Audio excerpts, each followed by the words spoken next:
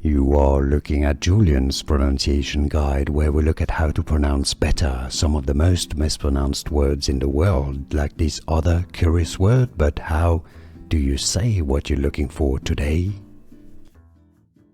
Let's learn once and for all how to pronounce this name, very common name of Spanish origin, pronounced in Spanish from Spain as Fernández. Fernández. Now, in central Spain, the Z at the end is going to be pronounced like TH, dith. Fernández. The stress is always on the nan syllable, that's why you have an accent there. Now, in other Spanish-speaking countries, like South America, the Z at the end can be pronounced like an S. Fernández, Fernández. So, you have Fernández or Fernández. Now, in English, it's going to be Fernández.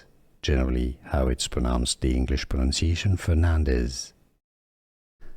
Here are more videos on how to pronounce more confusing words and names too many mispronounced. Like this video if you found it useful. I appreciate your support. I'll see you soon and thanks for watching.